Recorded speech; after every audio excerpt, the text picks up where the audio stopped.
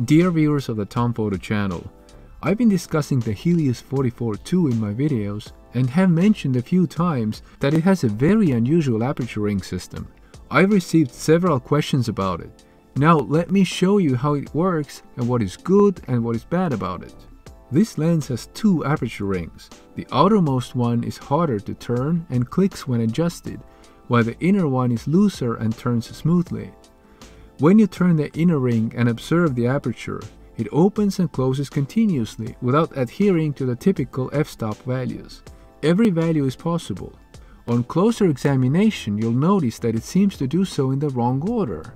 When you turn it to smaller f-stop values, the aperture closes up. Turn it to the largest f-stop value and the aperture assumes the position of f2. If you want to use only this ring, you have to think backward and determine the actual f-stop value by counting from the other end. So what's going on?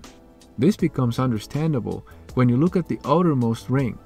This is where you set your desired f-stop value.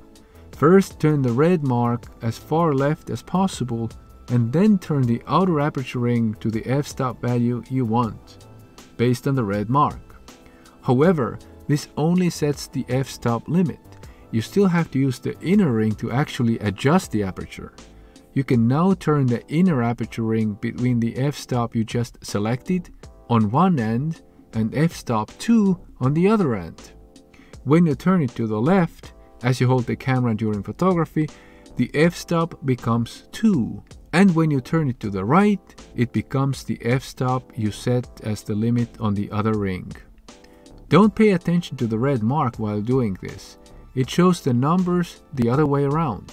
So you always need to turn it to 2 to get the actual f-stop you selected on the other ring. Let's look at an example to make things more understandable. Suppose I've decided to use f-stop 8. First, I turn the red mark as far to the left as I can. Next, I turn the outer ring to align the red mark with the number 8. Then I turn the inner ring as far to the right as possible until it reads f2. This will give me f-stop 8. And now if I decide to turn the inner ring to the other extreme, I'll get to f2.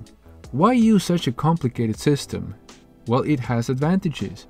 Most importantly, it allows you to switch between your desired f-stop and f2 without having to look at the lens or take your eyes off the viewfinder or the screen. You can use f-stop 2 for manual focusing, then quickly jump to the desired f-stop and press the shutter release. You see, at f2, the depth of field is shallow, enabling more accurate manual focusing. With this lens, you can choose any f-stop within the limits you've set. It doesn't have to be a so-called normal f-stop value.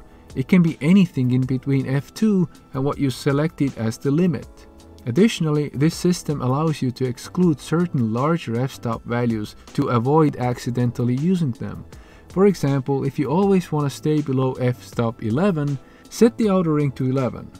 And no matter how you turn your inner aperture ring, you'll never exceed f-stop 11.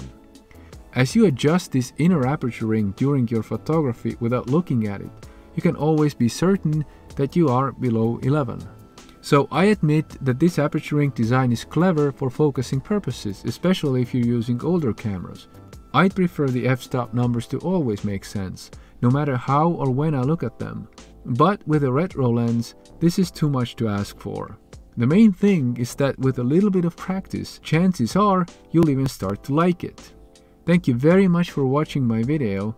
If you decide to subscribe or leave a like, this is a great way to support my future videos. Enjoy your photography with Helios. Goodbye.